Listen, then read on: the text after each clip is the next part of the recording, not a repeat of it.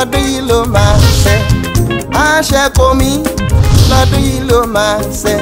Ìran rere tí mo rí yẹn o àṣẹ.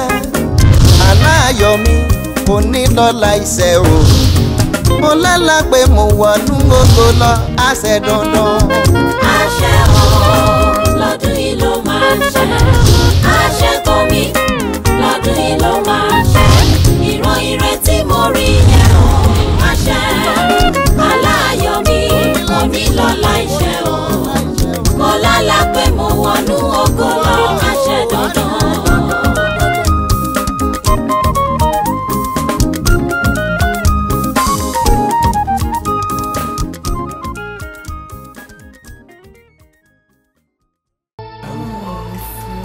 Àmì àtẹ̀yìn náà. Mami! Mami! Mami ẹ wò mí! Mami! Mami! Mami! Mami! Mami!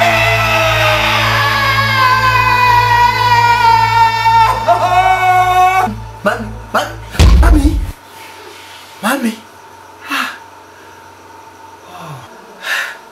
Mami!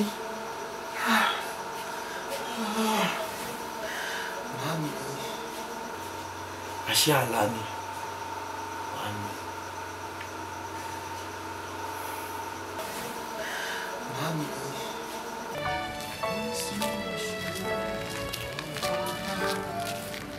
Hello, sister.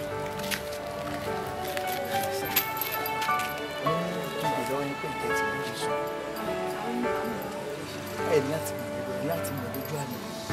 Ẹ ń ṣe ní àwọn àwọ̀yẹ tí a ṣe wọn sórí gbogbo pátápátá sí ìfẹ́ Jésù. So we need to give it to Christ. John 3:16. For God so loved the world that he gave it his only begotten Son. Whosoever believeth in him shall not perish but have an everlasting life. So you need to give your life to Christ fully.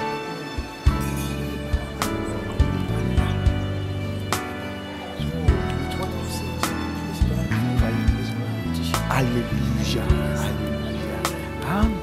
Ẹ tẹ́lẹ̀ báyìí ká máa dúrà. Bàbá mi ò ní kọ́ Jésù.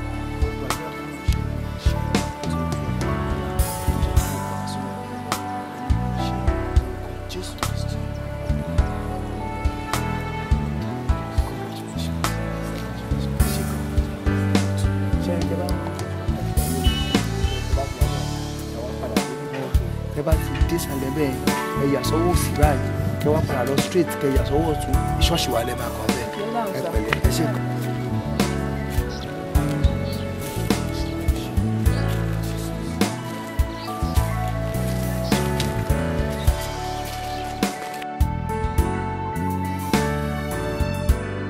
Brethren, I want us to praise the Lord. Hallelujah. Praise the Lord. Hallelujah. Praise the living Jesus. Hallelujah. Now we'll be discussing from the book of James, from James chapter 1 verse 12, which says, "Blessed is the man that endureth temptation, for when he is tried, he shall receive the crown of life which the Lord hath promised them that love him." Brethren, Jesus has promised us a crown of life, that if only we can endure persecution, we can endure temptation, we will be crowned at the end of everything.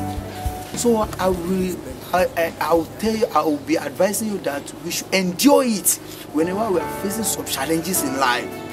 Nítorí pé kí ni Bíbélì jẹ́ kó yé wa pé tújú ká nítorí pé èmi ti ṣẹ́gun ayé. Ó ní ṣùgbọ́n kò lè sí kí wàhálà ó máa ṣẹlẹ̀, kí ìdààmú máa ṣẹlẹ̀.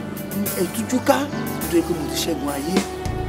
Nígbà tí ìṣòro bá dé, nígbà tí omi ayé bá ru sókè, nígbà tí ìpọ́njú ayé bá dé, ẹ má ṣe jẹ́ ká sá sọ́tún, ká sá sósì.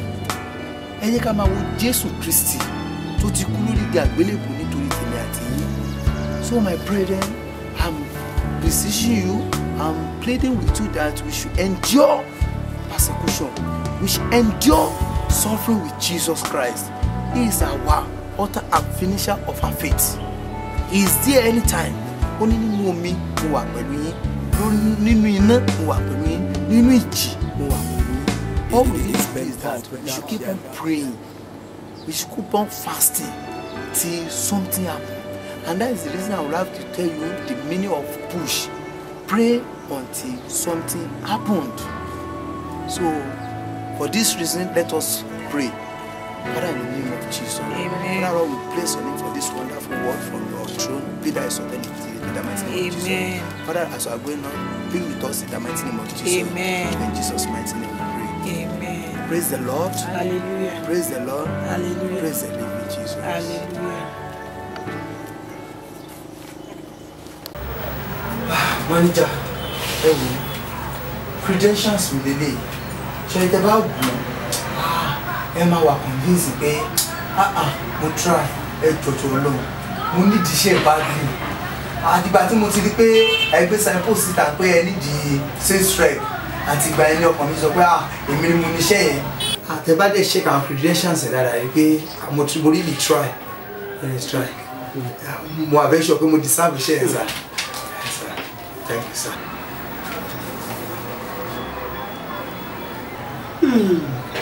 Yes.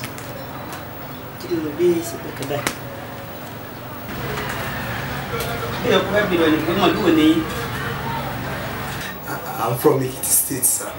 Ekiti. Agbo wáyé yẹn á tó bí èlò. Daddy, yes, sir. Actually, I understand. Me, my price, there's something we go shake money. Borrowed kidney, I understand. Ẹlẹ́kejì, aṣọ oyún tó èlò. I mean, suit to mo wọ̀ ẹ́. Actually, sir, ṣe rí táì nìkan ni gbogbo nǹkan tí mo wọ̀ ẹ́, táì nìkan ló jẹ́ tèmi bẹ́ẹ̀. Iṣẹ́ ìdè wáyé táì yẹn, express ni mo ti wà lọ́dọ̀ àwọn oníṣọ́lẹ̀, 150 péré náà tà fún mi. Inú mi ṣe dùn pé ẹ̀sùn tọrọ. Ẹ ti ṣe o, ṣùgbọ́n nǹkan kẹyọkan tẹ̀lé mọ́ ìṣe ni pé kẹ́mọ̀ sí tí manifest. Mo máa ṣe everything tí ẹ bá ti ní kí n ṣe anything name it anything mo máa ṣe mo máa ṣe. Ẹ máa ṣe. Sure. Ọmọ tún náà bá ní pé certificate ìbò tó kalẹ̀ yìí ó nìkan ò lè ṣe o. I'm ready to do anything. I'm ready, sir. I'm ready. You are ready. Yes, sir. Tó bá fẹ́ gbaṣẹ́ nísìn ó sọ ọ́ kúdúrú ni o. Ọwọ́ kúdúrú. Okay, mi kí n fold arms mi. Ọwọ́ kúdúrú àbí. I'm not just going to fight boxing. Ṣé bí ọmọ Èkìtì lẹ́gbẹ̀ẹ́ ayé? Yes, I'm from Ekiti. Okay, tí kò bá yé yín dáadáa, tí mo ń sọ ni wípé ẹ máa sọ pé máa sanwó, máa fún wa lówó ká tó gbà yín. I mean bribe. Ẹ nà. Ẹ sà, ṣe ẹ má jẹ́ kí n parọ́ fún yín. Mo sọ fún yín lẹ́ẹ̀kan. Yàtọ̀ sí táyì nìkan tí mo rà ní sọ́lẹ̀ nígbà tí mo ń kọjá lọ ní ẹlẹ́gbẹ̀ẹ́ express 100 naira mo lè ra mo lọ bọ́ọ̀lù ẹ̀jẹ̀ sùtù torí pé mo fẹ́ gba ṣíyàn mi lẹ́kọ̀ọ́ lọ bọ́ọ̀lù ẹ̀ wọn ọ̀dẹ̀ gbowó mẹ́ta o ọ̀fẹ́ lọ́bọ̀ fún mi ọ̀fẹ́ pé kí n lo kí n lè parí kí n já padà lẹ́nu ẹ̀sẹ̀ ìtòtò náà kò sówó kan lọ́wọ́ mi ẹ wo ti Jésù mọ́ mi lára máa ṣọmọ dáadáa fún yín tí bá rí sí ẹ̀ tán ẹ jọ ràn mí lọ́wọ́. Àwa ní ká máa sọ̀rọ̀ láti sè títí dọ̀là á mọ̀ sọ̀rọ̀ lọ́nà ohun tí ẹ lè ṣe tẹ́ẹ̀bìlẹ̀ ti bẹ̀rẹ̀ sẹ́ nísìn ní kẹsàn-án kúdú tẹ́ẹ̀ bá ń pẹ̀lẹ́ sọ kúdúrú tọ́ lọ́túnla ẹ mọ̀ bẹ̀ wá gbaṣẹ́ kẹ́ẹ̀ tó lé lọ́túnla màá ti máa ń fi àyè sílẹ̀. Mi ò understand sir ó dàbí understand nǹkan tí mo sọ ni pé as at bí mo ṣe ń bá yín sọ̀rọ̀ yìí kò sí assurance kankan pé owó kan lè yọjú fún mi àfi tí mo bá ríṣẹ́ ìsà ẹjọ́. Nǹkan kẹ́ mo tún sọ fún ya ní tẹ́ bá ti lọ tí o bá ti sọ kú dúró ẹjọ́ kó tọ̀tún la kẹ́ tó dé kẹ́ tó padà wá tẹ́ bá ti sọ kú dúró ẹ má bọ̀ nísìn tàbọ̀là àbóni ti wọlé. Sà mi ò rọrùn wáyé understand nǹkan tí mo ń ṣàlàyé ìjọba orílẹ̀-èdè gan ojoojúmọ́ náà fi ń pariwo we should stop bribery and corruption and the change begins with me and you sir. Kó wá bẹ̀rẹ̀ ẹsẹ̀ lọ́kùnrin la kó kọjú kọ̀ọ̀kan mọ iṣẹ́ lọ. Ẹ mi pé kí n máa lọ sà. Tá lọ́kùnrin la kó wá jókòó ká mọ iṣẹ́ lọ. ó dà pé ẹ ti ń wá tàbí jù ẹ dìde ẹ wá mi lọ tọ́ tó bọ̀ tó lè padà wá táàdì yín rè ẹ ti gbàṣẹ ẹ ti wọlé ẹ dìde ẹ máa lọ. Sà mi ò lè rí bí 200 naira lọ́wọ́ ẹni bí bọ́ọ̀ máa ṣe padà sílẹ̀. so tí ń sára gbé ni. Sorry sir, mo ṣeré ni sir, ó mi pẹ̀sẹ̀ mo máa fi ìdílé nìyẹn mo ṣe ẹni mi ò lè rí. Thank you sir. ṣé báyìí ẹ bá wà ní abẹ́ wá ṣe wá. Thank you sir, ọ̀tún làbí mo kàn iná àtọ́ thank you sir. ara tá a máa sọ nìyẹn o fẹ́ ṣiṣẹ́ o tún tọrọ owó ìwọ ló fẹ́ sẹnu méjèèjì tó o ṣiṣẹ́ dàbò tọrọ owó àwọn ń bára kókó bábẹ́ kọ́ máa ń gbaṣẹ́. Ẹ̀yin ni mo ń bá sọ̀rọ̀ manager ẹ̀sà yìí ni mo ń bá sọ̀rọ̀. kí ló kọ yìí. Mr. Sike. Mr. Sike. Mo tó bí ẹ̀mí jíjẹ ti wá rí. Mo ti submit CV mi sínú company nígbà tí mo wá for the first time. Pípọ̀ ọ̀rọ̀ yín mo ti sọ fún yín pé kẹsàn-án kú dúdú kí n tẹ́mọ́ pẹ́lẹ́ sí ẹsẹ̀. Ẹ sà ó yẹ kẹ́ lè understand mi àti ṣe ọwọ́ kúdú ní nǹkan ní major problem tí mo ní. It's not my problem but with 2 reasons kò ní mi ní lè ṣe. I understand. Number 1 is that I'm a Christian so ó against nǹkan tí Bíbélì sọ, and number 2 is that if I talk tí má tẹ̀ wá fẹ́ ṣe I don't have anything on me now. Mi ò ní òkùnkùn dání mọ́. The last car tó wà lọ́wọ́ mi ni mo fi gbé ọ̀kadà àbí márúwá dé ìbàyí. Please ẹ jọ̀ọ́ mo nídìí iṣẹ́ yẹn, and moreover wọ́n mi wà lórí sick bed báyìí. Èmi nìkan ní hope tí wọ́n ní, ẹ̀yin dẹ̀ nìkan ní hope tí èmi náà ní. Pé kí n gba employ mi jọ, please I need the job. Mo sọ pé ní bá mo wé olómọ mi ó lọ mọ wé má lọ lé kó ṣiṣẹ́. Yes sir, èmi náà mọ̀ but I need the job, I need it. Mo need the iṣẹ́ yẹn ju anything lọ báyìí at this moment. Please, you are my last hope. Please help me sir. Ẹ bá mi ṣe ṣẹ́ni tí máa ń ṣiṣẹ́ yẹn bá dọ́wọ́ mi tó tí mo gba iṣẹ́ tó èmi náà tó ọmọlúwàbí mi ṣe ọ̀tẹ̀ jù ẹ̀ràn mi lọ́wọ́. Wo ní àná ni mo gbà yàn tí wọ́n ti wọ́ṣẹ́ kò ṣiṣẹ́ mọ́ dìde kó máa lọ. No, ẹ ní pẹ̀lú mi sir. No, pẹ̀lú gbogbo qualifications mi, pẹ̀lú gbogbo nǹkan tí mo drop soda and CV. Ṣé dàdí wà ń ta dìde? Easy sir, easy. Ọ̀nà dìde. Easy, ẹni sùúrù. Okay, bó tẹ̀ gẹ́gẹ́ tí máa mo lè manage for now at least ẹ dẹ́ máa promote. Dìde jáde jọ. Sir, I understand. Bó tẹ̀ ṣe gate máa àwọn àlẹ́ ní gate. Ẹ dẹ́ máa fún promotion tó bá yẹ ìjọ sáà. Ọkọ̀ yìí. Jáde síta. Alábàájú sọ, alábàájú ẹ̀ sọ, alábàájú máa mọ̀ ọ́ lọ́wọ́ kò dáhùn.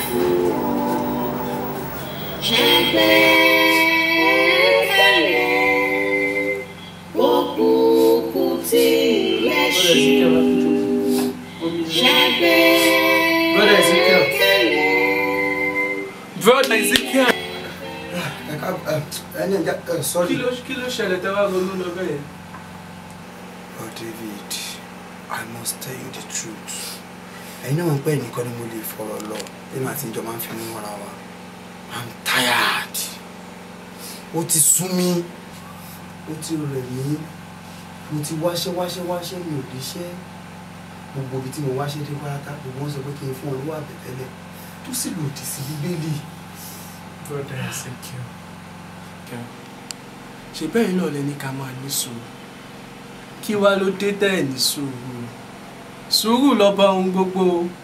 Sùúrù nìkan tẹ̀ ló lè ṣe. Brother Ezekiel.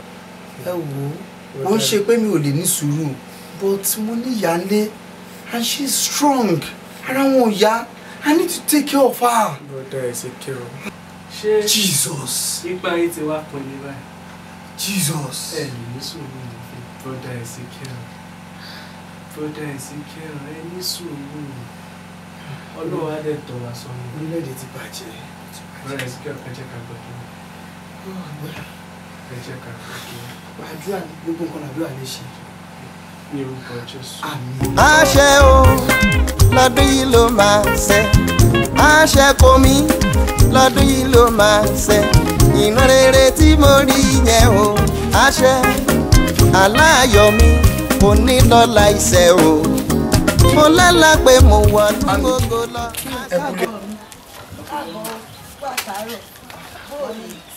Ebi ò wá pọ̀ jù báyìí. Kí láwàá ṣe sí i? Kí láàbọ̀ ọlọ́run fà bóò níbi tó lọ kó àtàárọ̀. Kàkà kéwé àgbò ń dẹ líle ló tún le sí. Yóò dáa lọ́jọ́ kan yóò dáa so sanwó wálé ni ọkọ mi. Màámi kò sí kankan lọ́wọ́ mi bó ti wọ́n kéré mọ́. Omi lásán mo gbé kaná ìwọ mò ń retí kó o dé káwá nǹkan dà sí i. Màámi bí mo ṣe lọ mo ṣe bọ̀. Ó ní lọ bó ti bọ̀ yóò gba àtọ́lá sí jẹ́ tọ́lọ́run yóò dáa lọ́jọ́ kan no condition is permanent. Jésù Kristi ṣebí ó tiẹ̀ sọ nínú ọ̀rọ̀ rẹ wípé tìrẹ ní ọlá àti ọrọ̀ ìwọ sì ń fi fún àwọn ọmọ rẹ kí ló wá dé tó fi ń lá mi lójú. Ọmọ mi ohun gbogbo ni àkókò wà fún ohun gbogbo ló sì ní ètò Ọlọ́run ní ètò fún ayé rẹ Ọlọ́run tó ń sìn kò gbàgbé rẹ yóò rántí rẹ dandan lọ́jọ́ kan.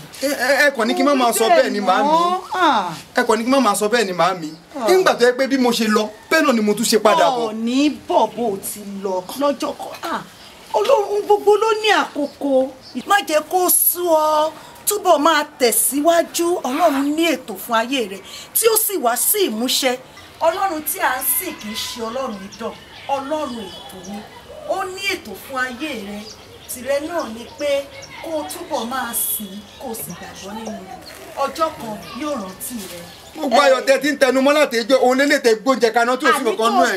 ẹjọ́ mi láàmú jẹ lẹ́ni ni. Ọlọ́run pèsè. Máàmì ẹ wò mo ti gbọ́ ti yín bẹ́ẹ̀ bá gbọ́ tèmi ẹ jẹ́ ká wọlé lọ. nígbà tó kúkú sí nǹkan tá a fẹ́ jẹ ẹnu rẹ̀. olójú bíbí tí ń wá mi wà ìwà Ọlọ́run ó pèsè. ẹ dìde. Ó sí ọkọ mi yóò kúkú dáa fún ọ. ara yín kò sì tó wá yá dáadáa. àṣẹ o lọ́dún yìí ló máa ṣẹ àṣẹ kò mí lọ́dún yìí ló máa ṣẹ ìran rere tí mo rí yẹn o àṣẹ aláyọ̀ mi kò ní lọ́la iṣẹ́ o mo lálá pé mo wà ní gbogbo lọ. Daddy, ọ̀rọ̀ bọ́dà Ezekiel ni mo wá rí yín fún. Daddy, ọ̀rọ̀ bọ́dà Ezekiel ò yé mi mọ́ lẹ́nu ọjọ́ mẹ́ta yìí. Wọ́n ní problem tá a bá tètè múra sí kó má lọ gba ibi tá a rò jáde o. Wọ́n kàn máa dédé wá carried away even in the service. Tàbá wà ní church báyìí wọ́n ti ronú lọ. Daddy ẹ jọ̀ọ́ ẹ jẹ́ ká wá nǹkan ṣe sí.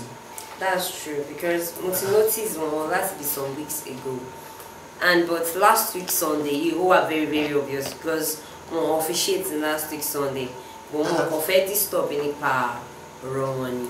No! You might sọ fún mi now. I'm sorry about that. No, bro David. Honestly, I must appreciate you. Bẹ́ẹ̀ lè wá sọ fún mi. Ṣé irú àsìkò tí period ti bọ̀ Ezekiel wáyé? He needs our prayer, please. Ẹ jọ̀ọ́, we need to pray for him. We need to intercede for him, please. He needs our prayer, please. He needs our prayer. And one more thing, please. We will move closer. See, bro Ezekiel. Ẹ jọ̀ọ́, ẹ má fọwọ́ sí ẹ̀mí bá ọkàn. Please move closer to him. And in your closet, please pray for him. And likewise, I will pray for Ezekiel. Right? The Lord will help us in Jesus' name. I need last act fast. We are going to do that, okay? Now, in fact, we are starting the intercessory prayer now. Right now. We are doing that now. Can you please join our hands together as we pray for bro Ezekiel? Father, in Jesus' name. Ẹ jọ̀ọ́ kí lẹ máa rí inú kíní tẹ máa ń gbà lọ́wọ́ mi gan kí lẹ máa ń rí bẹ̀. Èmi ìjà gbogbo àwọn kan tó fẹ́ mi ní spirit nìyẹn. Yorùbá ṣe kì í tán ẹ náà lọ já sí. A máa rí control láìpẹ́. Ẹ máa yẹ kí gbogbo tẹ máa yẹ. Ìjàyà káwọn tí ó nà ọ́ mà. Èwo ló tún ní gbọ́ báyìí? Wọ́n ti gbé omi tí ì ti yò. Kí ló tún gbọ́? Àwọn kankan lé foundation níbẹ̀ ní sá.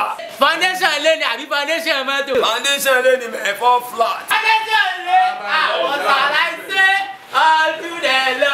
All I have to say is thank you. Agbáàgì wá kéde chọ́ọ̀chì ló wà ló ti yẹ iṣẹ́ control dẹ̀ ló ti dé ń sìn. ìdókòó pẹ̀lú owó tó bèrè yẹn mo sọ pé control máa wá àwọn ṣe ní ọ̀sùn àgbà kí wọ́n ti gbé dé ọ̀sùn ìṣẹ̀lẹ̀ sí pé jẹ́ ká jọ ya jẹ́ ká lọ gbowó ọmọ nílẹ̀. túmọ̀ ní bẹ́ẹ̀ sọ ya tó máa lọ àgbà kí gbogbo wa jẹ́ ká máa lọ tó gẹ̀dà àgbà ló ṣẹlẹ̀. ẹ jẹ́ ká gbéra ká lọ sílẹ̀ ká lọ tẹ̀ ìjáyà tí a máa mi tí a máa gbogbo àwọn tí ò ní ṣe ayélujára ìlú àlá orí rẹ̀ ọmọ wà á lórí rẹ̀ wà á lórí rẹ̀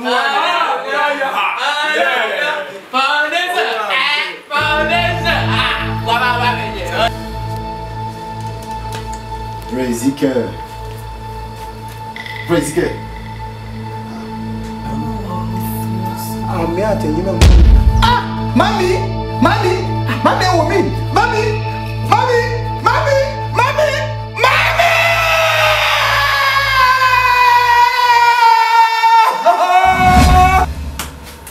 Ezekiel. Kí ló dé? Daddy. Ezekiel. Why? Why are you so in deep thought? Kí ló dé? Kí lẹ rò? Daddy, èwo ni ò tó rò mẹ́?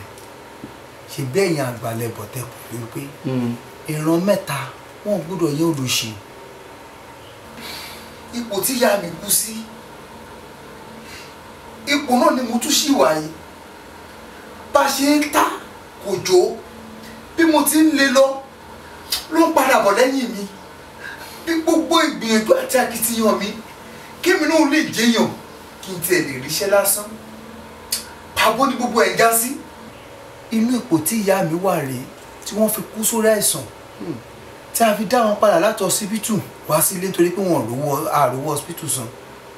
Ipò yìí náà lèmi náà tún ti tẹra mọ́ ẹ yóò dá la bá débi tá a wà yìí. Ezekiel, òótọ́ ni. Ṣé ìbọn tó wà fà tẹ́ bá fi sọra yín sínú ìrònú nìyẹn?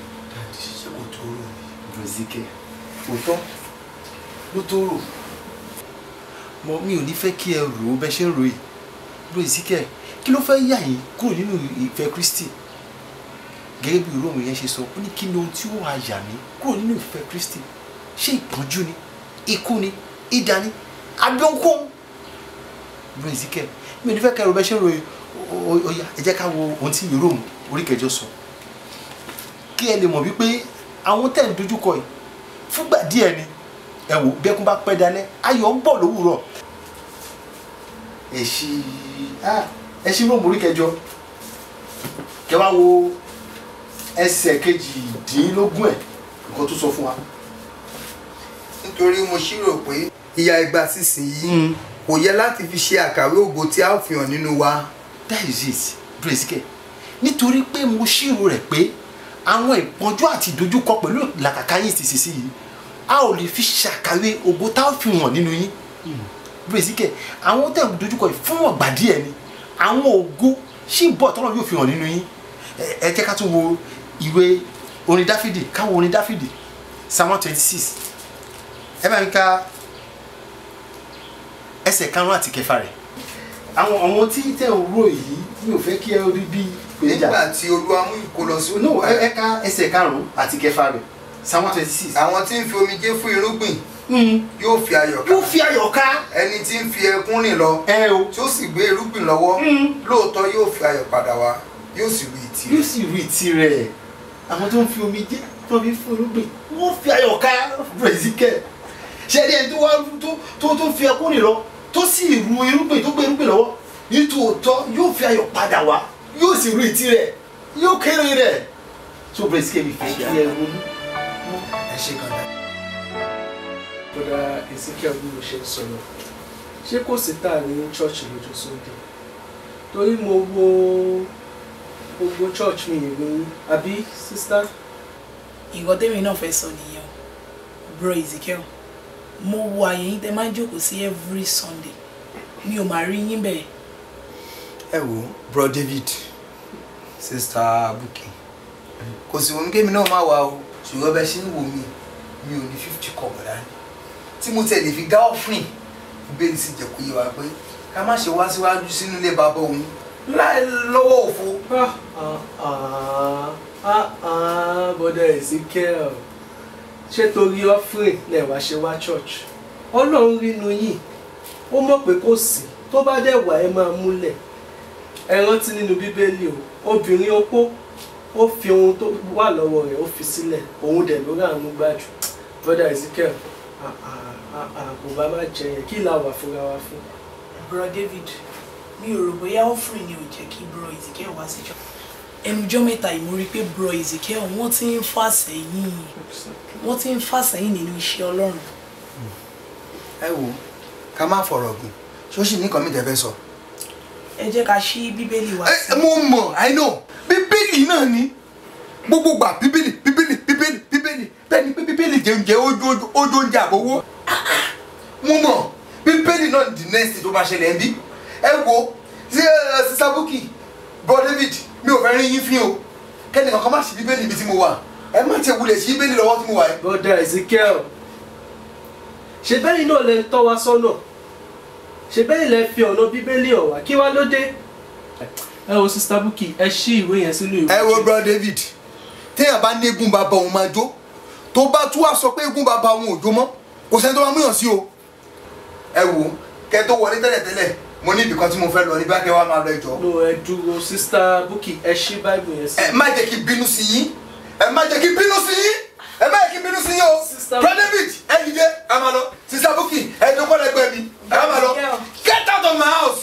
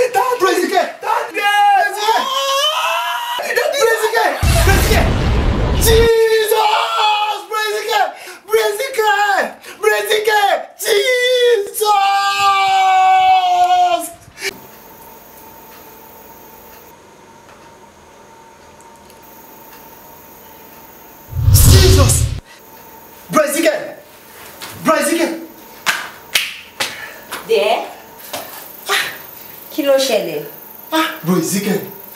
Kí ló ṣe yín? Bro Ezekiel. Mo lára ni. Irú àlá wo lè la? Bro Ezekiel. Kí ló ṣe mú? Mo lára wípé Bro Ezekiel wà nínú ilé àkọ́kù. Bí mo ṣe wá gbìyànjú láti lọ rescue wọn, I had gunshot. Wọ́n yìnbọn fún Bro Ezekiel. I think Bro Ezekiel is in serious problem. I need to gbàdúrà fún Bro Ezekiel now. Calm down. Calm down. Mọ nǹkan tó ṣẹlẹ̀. A máa gbàdúrà fún Bro Ezekiel. But before we do that, ẹ jẹ́ ká kọ́kọ́ wọlé lọ ná, ká lọ jẹun ná. Then after that, a máa gbàdúrà fún Bro Ezekiel. Ká lọ jẹun? Yes. It seems you don't understand. Bro Ezekiel is in serious problem. Calm down. Ṣé ti dé? But ẹ dúró ná, kí ni ti yín pẹ̀lú ti Bro Ezekiel nù? Nínú ilé yìí, tẹ́ bá sùn, tẹ́ bá jí, Bro Ezekiel ni. Tẹ́ bá jáde, tẹ́ wọlé, Bro Ezekiel ni. Kí ló dé? Kí ló ṣẹlẹ̀ pẹ̀lú Bro Ezekiel all the time? Mo ní pé kẹ́ calm down, kẹ́ jẹ́ ká wọlé lọ ká lọ jẹun ná. Then after that, a máa pray for Bro Ezekiel. Kí ló ṣẹlẹ̀? Díẹ̀ ká jẹun. It seems you don't understand.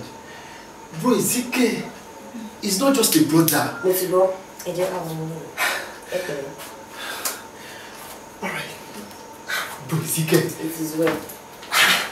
Bro Ezekiel. So. Darling. Yes, dear.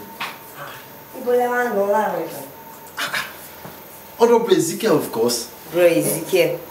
Darling, ṣé kò tó ti torí? Pẹ̀lú adúrú ìran tí mo rí lórí yẹn. In fact, dear, ẹ̀yin náà mọ̀ wípé mi kì í dédé lálàá. But this very one, ìran ni, so I have to see him. Darling. Yes. So ẹ tún máa jáde bẹ́ẹ̀ láì jẹun láàárọ̀ ẹ̀. Ṣé o bí títorí tí mo ṣe wà ní kitchen látàárọ̀? kẹ́ lè jẹun kẹ́ tó jáde kúrò nínú ilé ẹ jọ̀ọ́ ẹ sọ fún mi ná kí ni nǹkan tẹ́ ní pẹ̀lú bro Ezekiel tẹ́ bá sùn bro Ezekiel tẹ́ bá jí bro Ezekiel tẹ́ bá mú mi bro Ezekiel tẹ́ bá ń jẹun bro Ezekiel kí ló dé. Dear, I understand, but bro Ezekiel tá à ń sọ̀rọ̀ nípa ẹ̀ it's not just a brother to me. Ó dàbí pé ọ̀rọ̀ bro Ezekiel yìí kò yé yín ṣé ẹ̀yin náà mo rí pé mi ò kí lé lálàá ṣùgbọ́n ilé tí mo rí ìran ni àti má tètè ìran tí mo rí díẹ̀ ó ní ìtumọ̀ and we need to act fast. so ti torí ẹ̀ lè fi ní jẹun mi ò ní bẹ́ẹ̀ I won't stay long please. Daddy. Bro Ezekiel. Bro Ezekiel, how are you, sir? Bro Ezekiel. Ẹjọ́ mẹ́ta. Bro Ezekiel. Yes, sir. Ẹ pẹ̀lẹ́ káàbọ̀, ẹ jókòó. Daddy kò ní ìdí pé mò ń jókòó. No, come on, bro Ezekiel, ẹ jókòó. Ẹ jẹ́ ká jókòó. Ọ̀rọ̀ tí mo bá wọ̀ kì í ṣọ̀rọ̀ ìjókòó. Bro Ezekiel, ṣó ìdúró láti máa sọ ọ̀rọ̀ ilé tóbi ká fọ̀ bẹ̀ bú náà. Ẹ jẹ́ ká jókòó. Bro Ezekiel. Mo insist pé mi jókòó. Ẹ̀wẹ́ yìí ni mo wá rí. I'm fed up. Gbogbo nǹkan tí mo ń là kọjá ó ti sún mi. I'm fed up. Gbogbo nǹkan láti try, nothing is working out. Daddy, I think I need to go back. Bro Ezekiel, ẹ tí lè padà báyìí. No, bro Ezekiel, ṣé irú àkókò tí ẹ wà yìí mi ò ní fẹ́ kí ẹ gbọ̀jẹ̀gẹ́. Ẹ dẹ̀ má gbàgbé wípé Bíbélì náà sọ wípé ohun gbogbo ní ìgbà àti àkókò wà fún. Bro Ezekiel, bí a ti ní ìgbà ìfúrúgbìn bákan náà pẹ̀lú la ní ìgbà ìkórè. Bro Ezekiel, gẹ́gẹ́ bí ẹ ti mọ̀ wípé ìgbà mẹ́ta ni ìgbà ìdáláyé, ìgbà òwúrọ̀, ìgbà ọ̀sán àti ìgbà alẹ́. Daddy. Bro Ezekiel, Daddy. àsìkò ìdojúkọ yín rè. Bro Ezekiel, mi ò ní fẹ́ kí ẹ rẹ̀wẹ̀sì. Christian, má ṣe jáfara, gbọ́ báńgẹ́lì rẹ̀ tí ń wí. Ní àárín ọ̀tá ló wà, máa ṣọ́ra. Ṣé fẹ́ gbọ́ tèmi? Ṣebí Bíbélì fún ẹ ló sọ, ó ní ìrètí pípẹ́, a máa ṣọkàn láàrẹ̀. I'm tired. Lóòótọ́ ni Bro Ezekiel, àmọ́ Bíbélì náà ló tún sọ nínú ìwé Sáàmù. There you go. Daddy, please stop it. Ẹ tún ti gbé Báíbù. Báíbù náà ni. Báíbù náà ni gbogbo aṣọ ló ti fẹ́ mọ́yàn lọ́rùn tó yìí. Ṣé kí ló ṣẹlẹ̀ gan? I'm sick and tired. Daddy, mo kàn ní kí wọ́n inform yín pé by this time tomorrow morning, ó ti máa wà lábúlé wa. No, abúlé kẹ̀. Yes, sir. No, Bro Ezekiel. See, you can't do that now. Bro Ezekiel, ìgbà díẹ̀ ló kù. Ìgbà tẹ́ máa bẹ̀rẹ̀ sí kórè ló kù. Àsìkò ìpèníjà yín lélẹ́yìí. Ó dẹ̀ fẹ́ parí. Daddy. Bí ẹkú bá pẹ́ dalẹ̀, Bro Ezekiel, ó dájú wípé ayọ̀ ń bọ̀ lówùrọ̀. Bro Ezekiel, ilẹ̀ ti mọ́tàn. Òwúrọ̀ yìí ti dé tán, Bro Ezekiel. Daddy, I think it's too late. I'm going back to our village. Tí wọ́n yóò bá ṣe lọ, ẹ̀yin á ṣe padà sí. I'm going. Bro Ezekiel. No, Bro Ezekiel. Bro Ezekiel. Dear. Bro Ezekiel. No, Jesus. No. No, Jesus. Bro Ezekiel must not go back. Àṣẹ o, lọ́dún yìí ló máa ṣẹ. Àṣẹ kò mí, lọ́dún yìí ló máa ṣẹ. Ìran rere tí mo rí yẹn o. Àṣẹ aláyọ̀ mi kò ní lọ́la ìṣẹ́ o. Mo lálá pé mo wọnú ògo lọ, àṣẹ dandan. Àṣẹ o, lọ́dún yìí ló máa ṣẹ. Àfà, ẹ̀yin ni mo wá rí. Ẹ wò bí mo ṣe lọ sí ìlú Èkó bẹ́ẹ̀ ni mo ṣe padà wá sí abúlé wa o. Ọjọ́ bíi méjì mẹ́ta báyìí tí mo ti kóònù abúlé wa yìí tí mo wá ọ̀nà àti ṣoríire lọ. Mo tún wá padà sínú abúlé wa yìí padà nítorí pé kí ni bí mo ṣe lọ náà ni mo ṣe bọ̀. Àfà, ẹ wá mọ tí mo fẹ́ kẹ́ ṣe fún mi báyìí. Mo fẹ́ lówó. Èmi náà fẹ́ tọwọ́ bàpò kí mo rówó yọ. Kí lẹ wá lè bá mi ṣe sí báyìí? Mo fẹ́ lówó lọ́wọ́. Mi ò fẹ́ lówó lọ́rùn mọ́. Mo fẹ́ lówó lápò. Èmi náà fẹ́ mọ tọwọ́ bàpò kí mo rówó yọ. Èmi náà fẹ́ jẹ́yàn. Mo fẹ́ dàbí àwọn ẹlẹgbẹ́ mi nígboro. Ní àti ibi ìjọ́ mélòó kan, èmi gan ti ń wá kiri ni wọ́n sọ pé ó travel. Bẹ́ẹ̀ ni Àfà. Ezekiel. Àfà. èmi náà tiẹ̀ náà kó travel tẹ́lẹ̀ mo kàn béèrè lọ́wọ́ àwọn yòókù ẹ̀ náà bá lóò sí nílé ọ̀nà kí mi àti ẹ̀ náà lásán mọ́ra wájú èyí tó wá bá wà yìí ó kéré ní tó lọ́n lè ṣe jẹ́ ká ń kọ́ béèrè ká béèrè sí gbogbo nǹkan ni yà sí ṣe ara wọn kàn mú.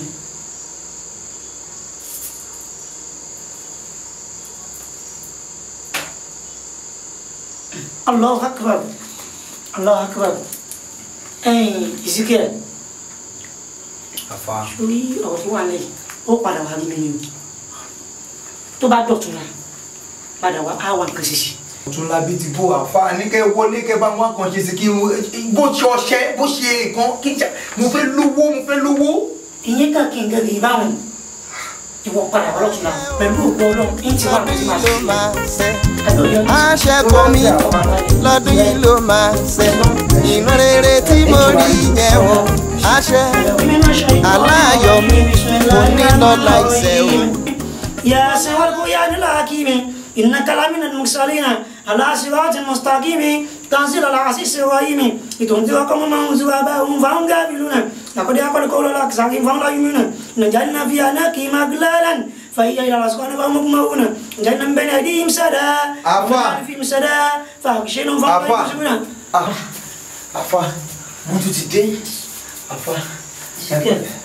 Ezekiel èmi náà ni àfà. wọ́n tó fi ajá wọlé bá wọn ó kí wọ́n ṣàdúrà lọ kó wá wọlé jẹ́jẹ́ kó sì jókòó. Sẹ́ẹ̀rì àfà àgbàlagbà tó ń sá inú ẹ̀ kan tí kò bá sí nǹkan tó ń le nǹkan ohun fúnra rẹ̀ nílé nǹkan. Àfà ẹ wò lórí ọ̀rọ̀ àsọ tiwa ló jẹ́ ń sáré dé èmi lọ́jọ́ pé ẹ bá ń wọlé kẹ bá ń gbé. mo tiẹ̀ ti wá rí báyìí aṣọ tó wọ̀ wá ń jìkà náà ni kó o pa ọ ní. Àfà kò pé méjì ẹyọ kan tí mo ti mú dé láti kú òun náà ni mo ń lò. ó ga Ezekiel Ezekiel náà sórí gbogbo ìsìtìlára tí mo ṣe fún ẹ ní ìjẹta tó wá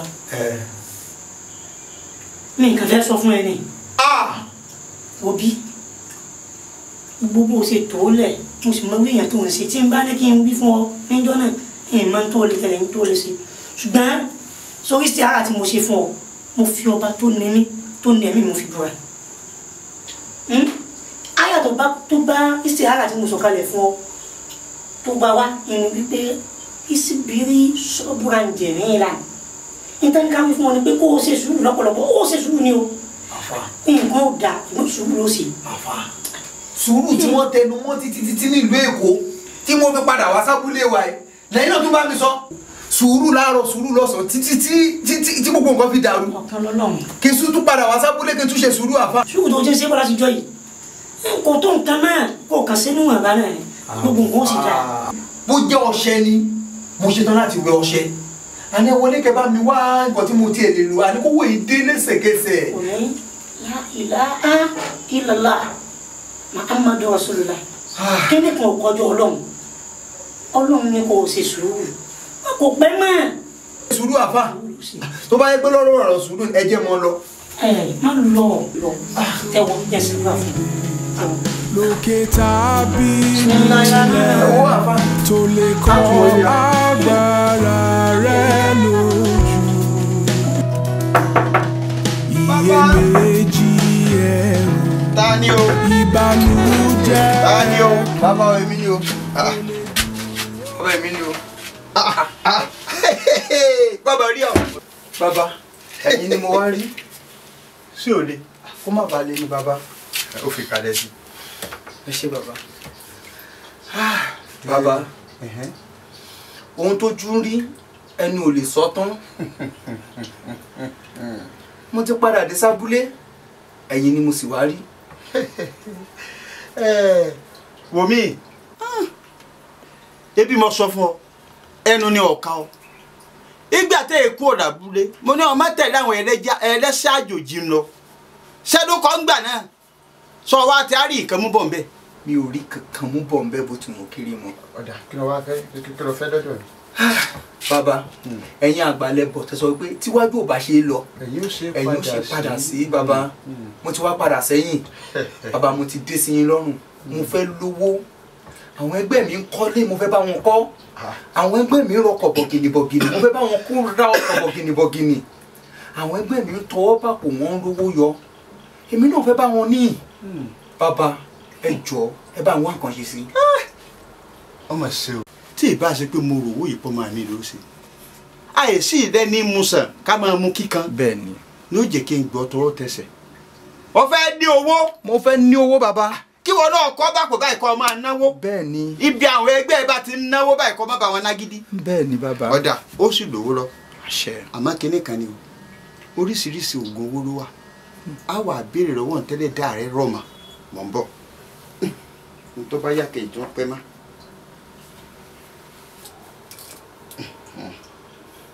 ọgbà ọba ifá ní gbòòrò ilé ńlá ìfẹ́lẹ́ owó ọ̀kàrẹ̀ tọ́ ifá olóko asọ̀rọ̀ dayọ̀ ẹlẹ́rìí ìpín ọ̀mọ̀ràn tí ń torí aláìsọ ẹ̀ ṣe. iwájú ọpọ́n ọgbọ́ ẹ̀yẹ ọpọ́n ọgbọ́ ọlọ́mùlọ́tún ọlọ́kàrandósì àárín ifá ìta ọ̀nà ọ̀run tá a bá fẹ́ mọ lójú àrínà wàá lò gèrè ń ta má bìbí fọ́re má fọ́ òrùlù fọ́hùn ọmọdé yìí ìsíkẹ́ẹ̀lì kọ. Ezekiel ó lóun fẹ́ dówó kó jẹ́ pé bí àwọn ẹgbẹ́ òun bá ti ń náwó báyìí kó náà máa rọ ọkọ̀ bọ̀.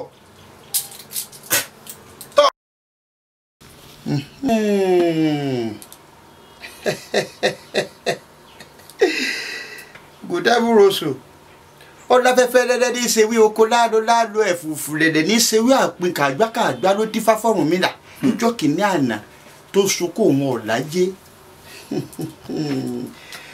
ọmọdé yìí bàbá ó di ẹlẹ́dàá rẹ mú kó dúpẹ́ lọ́wọ́ ẹlẹ́dàá rẹ. ẹlẹ́dàá mi ò ṣe o orí mi ò ṣe o orí mi ò ṣe o. ọwá kọ wá fìrù yọ ifá ọ̀kàrí la ẹ̀ ojókòó ọ̀nà tó sì gbà rọrùn lọ yọ sí ọ torí kò mú nǹkan èèyàn dání àmọ́ n tó lọ́ọ́ ṣe ọ wà wá eku ẹmọ kan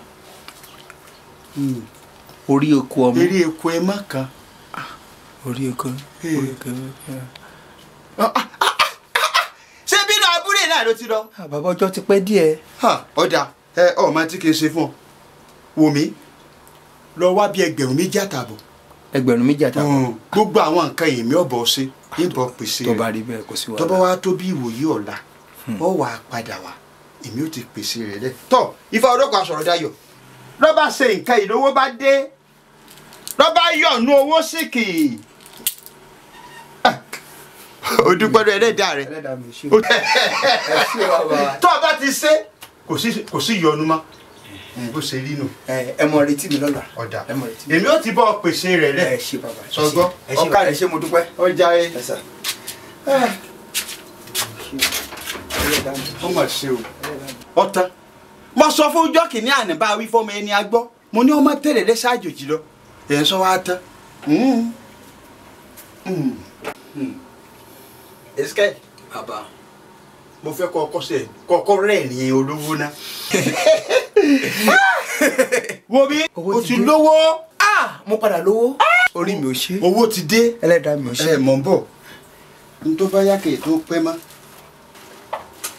sáde ọ̀jẹ́ ogun abẹ́nú gọ̀ǹgọ̀. oògùn rèé. bàbá mú bí ẹ yá. ọgbà ẹ ṣé bàbá. bó ṣe rí un aago méjì òru lọ́ọ́ máa wẹ̀ sí tó o bá ti fẹ́ wẹ̀ ó rí owó ẹyọ méjì kan lórí rẹ̀ ọ wà á mú méjèèjì ó fi kan ẹlẹ́dàá rẹ̀.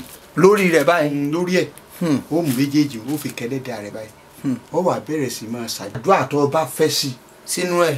lásìkò tó o bá ṣe yìí lọ́wọ́ bẹ́ẹ̀ nìkan kí ọ gbọ́dọ̀ fọhùn. kí má bẹ́ẹ̀ nìkan sọ̀rọ̀. ọ gbọ́dọ̀ bẹ́ẹ̀ nìkan kan sọ̀rọ̀ ṣó o sì rántí pé mo lédè yìí ò lè lẹ́yìn kankan. ẹ ṣé bàbá. tó bá ti wá ń wẹ̀ báwọn ọ̀rọ̀ ọ̀run lọ́ọ́ máa wẹ̀. ọ̀rọ̀ ọ̀run ṣé kì í ṣọdún tó tún bọ̀ nìyẹn. ọmọdé tó bá nǹkan jẹ́ ọ̀run ọjọ́ márùn-ún ní jẹ́ bẹ́ẹ̀. mo rántí bàbá ẹ ṣé bàbá mú bí ẹ yá. tó o bá ti wá wẹ̀ báà ní ọjọ́ márùn-ún báwọn lẹ́ẹ̀mẹrin léra ọ parí. wò mí lówó bá dé. wò mí owó rẹ̀ ọ̀ yarọ wọ́n wà máa náwó bí ẹlẹ́dà. lèmi náà bá tẹ́gbẹ́ tí ń bá tọ́gbà. ọ wà rí mi ọ wà dúpẹ́. lèmi náà mọ̀ bá máa tọwọ́ bá bó ṣe rí nù ibi bọ́ sọ bẹ́ẹ̀ fọ. bí mo wí bẹ́ẹ̀ tí ọba rí bẹ́ẹ̀ ọ̀pájáfẹ́ mi kìíní máa jẹ. ọ wà dúpẹ́. ẹ ṣe gan mo dúpẹ́ ẹ ṣe gan ọ̀kárí kọ̀tọ̀. mo jẹ́rìí bàbá mo gẹ̀ ya ẹ ṣàṣetì rí. ọ wà dúpẹ́. ẹ ṣe gan mo dúpẹ́ ẹ ṣe gan ọ̀kárí kọ̀tọ̀ ẹ ṣe gan mo dúpẹ́. àgbàtẹ́ padà mú mi kó ní òṣì àti ìṣẹ́. ọbẹ̀ ṣe. èmi kọ́ ifá olókun ló mú ọkùn ní òsì. mo dúpẹ́ lọ́wọ́ ẹ̀fá. òun ni o dúpẹ́ lọ́wọ́ ẹ̀. mo dúpẹ́ lọ́wọ́ ẹ̀fá. o sì dúpẹ́ lọ́wọ́ àwọn ìyá mi òṣòròǹgà. ẹ bá dúpẹ́ lọ́wọ́ wa. mo dúpẹ́ lọ́wọ́ ìyá o mo dúpẹ́ o. ọ̀kárí bó ṣe rí nù. bó bá ṣe jẹ́ o tún máa rí mi o. máa yọjú sí yín bàbá. sọgbọ́ má gbàgbé ìkìlọ̀ o. má bọ̀ sí àbá bẹ́ẹ̀ mọ̀ ire ló dúró ní o. bí abájọ ọmọ fókun ọ̀gbìn wọ́n sì ta ọmọ fọ́gbọ́n oṣù. bíyà ó bá ti gbẹ̀gbìn ọmọ yóò padà wá pìtàn. àṣẹ́gun ó padà wá pìtàn wípé mo là kọ́kọ́ lákọ́yà. àṣẹ ojú mi sì mára yọ. wo má wọrí o ti túṣì tẹ́lẹ̀ ṣùgbọ́n tó máa tún fowó túṣẹ̀ dáadáa. ṣé tó bá di next week èmi àti ẹ máa jọ lọ sí Dubai. Dubai. kó lọ ṣe shopping. kí ló ṣẹlẹ̀ láti ibo ibùdó ti wá. ibùdó máa ma yára. wàhálà ìdísì ni wàhálà ọlọ́run ìdísì ni olóyìnbó sọyìn yẹmi ládùúgbò mi. kí ló ṣe tó ṣe là bàbá olórí ṣe lẹ́yìn tó dàbí èṣù. kí ló jẹ. Ìbàdàn ìpínlẹ̀ pàwọ́ àwọn ilé ládùúgbò mi. ẹ pẹ̀lẹ́ bàbá olówó kí ló ṣẹlẹ̀. hello Mr. Man kí ni mo lè ṣe fún yín. ìyàwó wa ṣé jàjà ní Mr. Man kò ní í yẹ. àyùfẹ́ sọ̀fọ̀ introduction ọ̀làmẹ́rin gbòòmọ̀ ìjáyà lélẹ̀ o ìjáyà lélẹ̀ o ìjáyà tí a máa ń gbogbo àwọn tí ò ní ṣe ládùúgbò yìí after you na you ọ̀gá mi after you ẹni ọ̀dà ìjáyà náà kàńtà mi tá máa tẹ̀lé tó fi máa dá ẹ̀ní ọlọ́ngbọ̀ wẹ̀ ìwọ Lizzy oúnjẹ ojú ayé olójú pankéèkì olóúnjẹ ojú ayé àbí. Lizzy àṣebóṣe rí náà nìyẹn ìwọ tá a ti jọ ń jẹ tá a ti jọ ọmọ lábẹ́ tẹ̀ mo wá rí bàbá olówó kan olówó wèrè tó yẹ pé tí n bá ọ pé kọ́tù fún etí ẹ̀ ó máa fún etí ẹ̀ àlá ẹ̀ lọ́wọ́ kan ó wá tẹ̀ ni ó wá fà wá lẹ̀ àwọn ò bá ìmọ̀ ó wá ń lọ ń bọ̀ ó sọ pé ó ti jẹ́ owó kan àbẹ́ẹ̀kọ́. èwo ti olóyè ń dín ní àbí kí ni ṣe yín. àwọn black and white. ẹ ti yá wèrè ọ̀tún tí bá ní kó o sọ ẹ ti yá wèrè wá o jẹ́ kí mi ò sọ fún ẹ o àbẹ̀tẹ̀ tó o bá wá tó o bá kọ̀ tó o bá wá àwọn gáàsì wa wá gbé ẹ ọgbọ́kọ̀ wá ṣe bó wá ṣe fún mi ní. wọ́n lè lè jama. fún mi bá mi ṣí. ìjáyà o lè lè jama. ó wá jẹ́ wúrọ̀ ìwọ. jama mi. orí mi kò tiẹ̀ fẹ́ máa. ìjáyà. ó wọ bẹ̀. Sama a máa tẹ̀lé ẹ kú ni a máa yọ ọ̀dà ìjáyà náà káàtà orí mi tẹ fẹ́ máa ṣe bí mo ṣe rọ́ọ̀mà wèrè yẹn orí mi fẹ́ máa ṣe bí. kọ́bí wọ̀. ogun mọ́ ti rí ọmọ wo. ìyá ìlú masa à ń bọ̀. ọmọ Sama olórúkú tó kó sínú agbádá tó lágbádá ẹ̀ bàtà wà písì sí ẹ̀ ká bí ẹ̀ wẹ́lẹ̀ tá a ṣẹ́ dáadáa wò wà á mọ̀ a mọ̀ fi. àbẹ̀fẹ́ kúlórí. bó ṣe ń wò ó máa ṣe kọ́tà àdà sí bíbá ẹ̀ tí bá gbá ojú ẹ̀ wá ti fọ́ọ̀nì jẹ olórúkú kò ní yẹ yín kò ní yẹ yín kò ní dákúrà yín olórúkú. ibi paasi tábàtì mi bá kẹ́hìn náà ọdún náà bá jẹ mi ò tiẹ̀ mọ̀ wọ́n rí from nowhere mi ò mọ̀ wọ́n rí rárá o wọ́n kàn wá síbẹ̀ láti wá frame mi ni o mi ò mọ̀ wọ́n rí o mi ò mọ̀ wọ́n rí chief mi ò mọ̀ wọ́n rí. Lizzy, tell me this is not true. It's not true mi ò mọ̀ wọ́n rí mi ò tiẹ̀ mọ̀ wọ́n rí rárá. nínú compound mi báyìí kò lè mọ̀ wọ́n rí dídé kò jòkó olówó kì í bínú ló bá ní Ìbàdàn. bẹ́ẹ̀ ni kò jẹ́ mọ́ wọ́n rí àwọn ọmọ táàpù lásán. ìwọ náà mọ̀ pé kò sọ ọmọ tó lè bá mi dọ́rùn kan tán ṣe yẹn wò just because ìfẹ́ náà ni you know I love you. I love you too. well no problem Ìbàdàn. àwọn ọmọ òwò yẹn. wọ́n jẹ́ kó yé wa láwọn táwọn ilé ìlànà jẹ́ kó tó yẹ mọ̀ pé Lizzy ò lè mọ̀rọ̀ àwọn rí fra. ó pọ̀ sí àkùjẹ́ ní àjẹmọ́ wọn rí couch. no problem. ìwọ náà dẹ̀ yájú wèrè lẹ̀ wọ́n fi láwẹ̀ ìlànà bí kòtò. Yeah, oya play tó bá play. pọ̀pọ̀ ti fẹ́ tán. Agbákin ó ti fẹ́ tọ̀ wá bá mi. Yàrá ẹ̀ bá bínú bàbá yín jẹ́ ẹ̀jẹ̀ pàwéré lé. Olódo ni. Kò mọ̀ pé ìjàyà mo fa èrò jẹ. Ọyọ́ dà orí ẹ̀ wà mí. Àlọ́ ayé tó wá gbére. Olè ní ẹ̀. Ìyá ẹ̀. Olè ní ẹ̀. Ó correct call. Ẹ̀wẹ̀dọ̀. Ọdún mi. Ọya. Kò sí wàhálà. Ọya ju dọ́ọ̀bù yẹn. Ọya tàbí. Wà á ṣe èrè ẹ̀ ju. Èrè àmì ní àmì. Olè. Èrè àmì ní àmì. Èrè àjà. Dèmọ̀. Ọya kò. Orí ẹ̀ wà mí. Ọlọ́. Ìyá yàtọ̀ sí wàhálà. Ẹ̀yin ẹ̀rẹ́ rẹ̀ bá wà.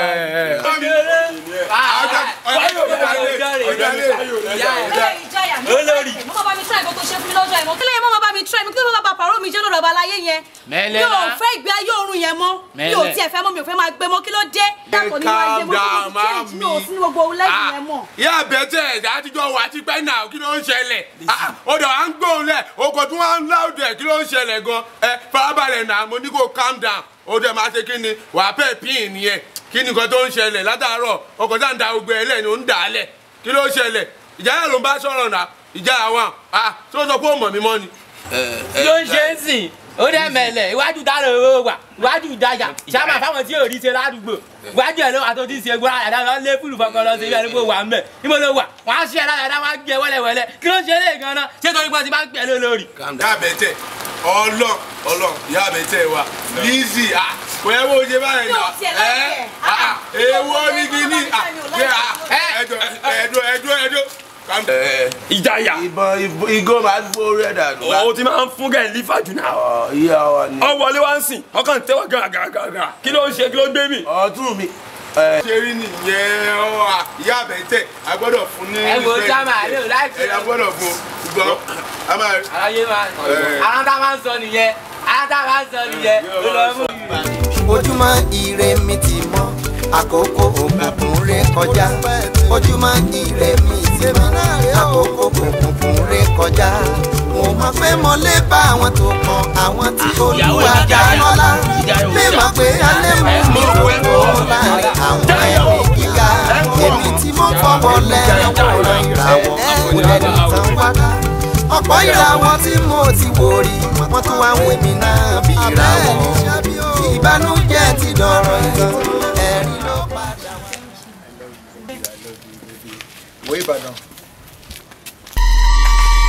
Ló ṣẹlẹ̀. Lizzy ìyá àbẹ̀tẹ̀ ìwọ náà èké. Bàbá aláyé olówó ọdún kan tí ò jẹ́ kára ló gbádùn. Mo ní ó bá ń fi ìyá àbẹ̀tẹ̀ mi lẹ̀. Ọmọ ẹlẹ́tẹ̀ mi lélẹ̀. Kí ló dé? Fi sílẹ̀ sí wọn bí sóyún mẹ́ja ni àbí báwo? Wo wá bàbá wèrè kò láyà tí yìí tó kàn lọ́ọ́ kàkẹ́ olóyìn burúkú iwájú dáa náà ló ti ṣe wèrè wọ́n á ṣe é dáadáa wọ́n á gé ẹ̀ wọ́n á wúra ẹ̀wọ̀n náà wọ́n máa bá yí ẹ̀ jẹ ìjà ẹ̀ ní láì gbogbo ilé o ní láì gbogbo ilé o. Olóbùkún Lizzy yìí olójú pankẹ́ẹ̀kì wèrè o ti tẹ̀lé kó láyà tí a bí. Ayé kí ló sọ ẹ̀kọ́? Ayé máa bàjẹ́ ni fúnra ọkọ̀ sí fúnra ọkọ̀ sí.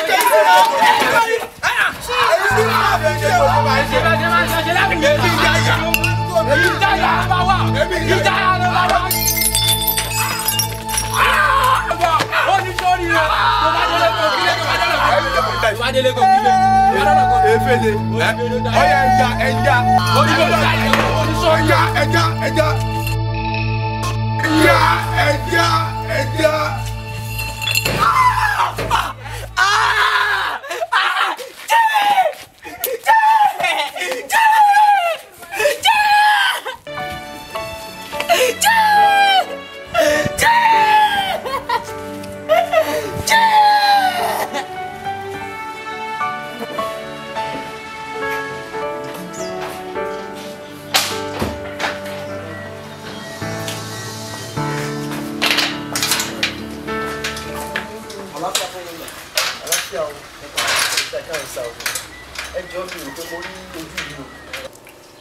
Orúkọ mi ni Chief Benz. Mo jẹ́ olùdásílẹ̀ Golden Sun Multimedia Concept. Golden Sun Multimedia Concept. Ẹ pẹ̀lẹ́ sá ẹ káàbọ̀ sá. Ẹ jọ̀ọ́ kí ni mo lè ṣe fún yín o. Ẹnìkan ni mo wá sí ọ̀dọ̀ ẹbí báyìí tí mo wá béèrè. One Mr. Ezekiel. Bro Ezekiel nìyẹn o. Bro Ezekiel. Yes, òótọ́ ni. Báwo ni wọ́n? báwo ni bro Ezekiel. ó ṣẹlẹ̀ ní pé ó ti tó bí ọdún kan sàn ní travel so ìgbà tí máa fi máa dé mo ní láti wọ inú ọ́fíìsì nínú àwọn tún ọ́fíìsì sí so mo kà rí CV wọn èyí tí wọ́n fi apply fún iṣẹ́ so mọ́níjà tí mo lè gbà síbẹ̀ èèyàn rádaràdà kan ní so ti wọ́n ń da gbogbo company mi kùn. mo ní láti pe gbogbo nọ́mbà tó wà lórí CV wọn ìkan kò lọ níbẹ̀ so address ẹni mo wá trace wá síbí báyìí. lóòótọ́ ni nígbà tí bro Ezekiel tí wọ́n fẹ́ submit CV wọn sọ́dọ̀ yín èmi àti wọn lájọ ṣé ń gbà náà tí wọ́n fi wá submit èyí gan ló wá jẹ́ kí akú sọ pé kí wọ́n lo address ọ̀dọ̀ wa bíbáyìí torí ìbàyìí gan náà ni wọ́n máa ń lò sí jù èyí tẹ́ wá wá yìí bro Ezekiel ò sí around báyìí. alàgbà wọn à sí around ṣé ẹ mọ nọ́mbà wọn míì tí ẹ lè fún mi bí a kì í pè wọn. nọ́mbà bro Ezekiel ò lè lọ torí pé mi gan ti ń try nọ́mbà wọn láti àná kò lè lọ torí lánàá ní bro Ezekiel wá bá mi tí wọ́n sọ pé àwọn padà sí abúlé ìyẹn village ọ̀dọ̀ wọn so I'm very sure pé wọ́n á ti wà ní village òun ò jẹ́ kí nọ́mbà wọn lọ torí wọ́n ti sọ fún mi rí pé network kò sí ní abúlé wọn òun ò jẹ́ kí nọ́mbà wọn lọ sá. ẹ ṣe ẹ mọ orúkọ abúlé yẹn bóyá kí n lọ mú wọn ní abúlé kí n lọ tèkì ẹ lọ mú wọn. ṣé kò sí. kò sí nǹkan ètò ìṣẹ̀lẹ̀ ni wípé mo fẹ́ kó jẹ́ páwọn náà máa head company mi tó wà ní gbogbo Nàìjíríà ni because mi ò ní time mo tún padà travel out bá. sir bro Ezekiel. bẹ́ẹ̀ sir. general manager company bro Ezekiel general manager Golden Sun Multimedia Concept. bẹ́ẹ̀ sir. bro Ezekiel mo sọ fún bro Ezekiel mo sọ fún wọn pé wọn má padà sábúlé bọ bro Ezekiel gbọ́ mo sọ fún bro Ezekiel wípé bí ẹkún bá pẹ́ dalẹ́ ayọ̀ ń bọ̀ lówùúrọ̀ bọ bro Ezekiel ò dá mi lóhùn mo sọ fún bro Ezekiel kí wọ́n dúró kí bro Ezekiel má ṣe kánjú kí wọ́n dúró torí pé ìpọ́njú olódodo fún ìgbà díẹ̀ ni. ẹ lè bí ìfún pé gbogbo ìgbà tí bro Ezekiel fi wà pẹ̀lú mi ọjọ́ tí mo bá ti béèrè orúkọ abúlé wọn ọ̀tọ̀ ní nǹkan tí bro Ezekiel máa fi dá mi lóhùn in fact ọ̀rọ̀ mi ni wọ́n á sọ tá a máa tún fi gbàgbé bro Ezekiel ò ẹ́ bà mẹ́sàn orúkọ abúlé wọn fún mi láti ìgbà tó ti wà pẹ̀lú mi bro Ezekiel ò sọ fún mi bro Ezekiel ò ẹ́ mẹ́sàn rẹ̀ ṣé pé ẹni tó rò pé òun dúró kó kíyèsára kó má bàa ṣubú. wẹ́ tó bá jẹ́ pé mi ò lè rí lénìí a jẹ́ pé mo máa fẹ́ lòmí ìrọ́pọ̀ ẹ̀ ọlọ́run kádàrá kó máa bá mi ṣiṣẹ́ ní company mi nìyẹn. òkùnkùn tilẹ̀ ṣú ṣẹ́gbẹ́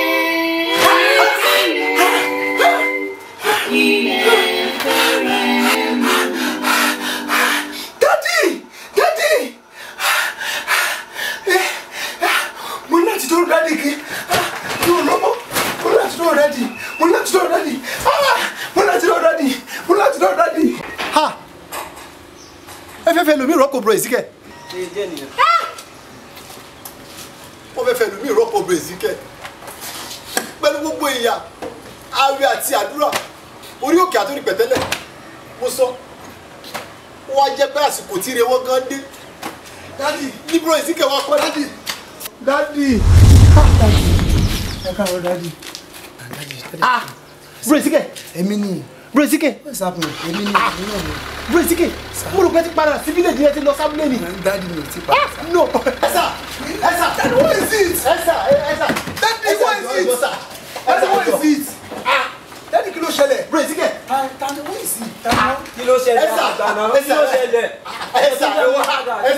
Esa bro Ezekiel Esa àwọn ni bro Ezekiel yes sir bro Ezekiel bẹ́ẹ̀ sir bro Ezekiel bro Ezekiel congratulations bro Ezekiel congratulations thank you Jesus thank God you are here bro Ezekiel thank God you are here ẹ mọ̀ wọ́n Golden Sun Multimedia Concept Golden Sun Multimedia Concept. Yeah, mo rántí. Daddy last year ni mo ti lọ sọ mí síbi síbẹ̀. Wọ́n employ mi. so mọ́níjà ni ẹni tí o bá lọ́jọ́ yẹn tí kò apply rẹ̀. Yes. Daddy. So you are the CEO? He is the CEO. The chairman of the company. Àwọn ní. Kí ló ní mo ṣe? Basically. N tó ṣẹlẹ̀ sí mi pé mo ti dààmú kiri gbogbo nọ́mbà tó wà lórí CV ẹni mo ti pè tí kò lọ. So náà nísìnyí nígbà tí mo dé yìí mo fẹ́ kó bẹ̀rẹ̀ iṣẹ́ mo wá ń ṣe ilé ètò wá fún gan mo fẹ́ kó o jẹ́ ẹni tó máa ẹ̀ẹ́dì gbogbo kọ́mpìnì tó wà ní Nàìjíríà. No. tó bá ikú bá ráyè náà di 27 kó wá wọṣẹ́. No. Yes. No. Daddy, tell me this is a lie. Tell me this is a lie. I'm employed, Daddy. Thank you, sir. This is real. Hold your feet. Fún odidi ọdún kan tí wọ́n fi dìlé ẹ̀ ìwọ iṣẹ́ ẹni owó tó bá ti bẹ̀rẹ̀ iṣẹ́. Daddy, thank you. You said it.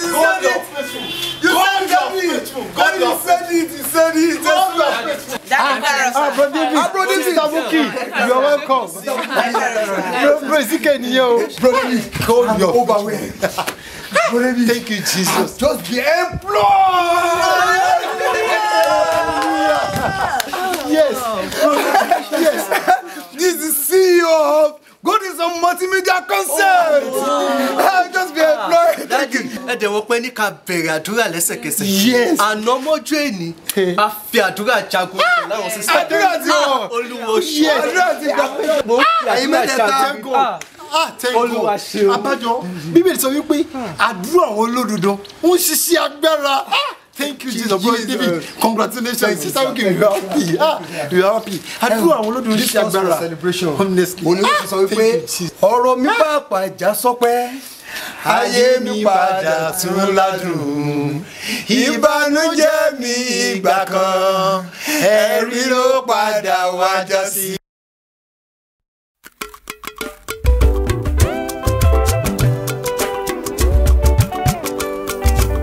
ọ̀rọ̀ mi pàpàjà sọpẹ́ ayé mi padà tún ládùn ìbànújẹ́ mi ìgbà kan ẹ̀rín ló padà wá já sí. ọ̀rọ̀ mi pàpàjà sọpẹ́ ayé mi padà tún ládùn ìbànújẹ́ mi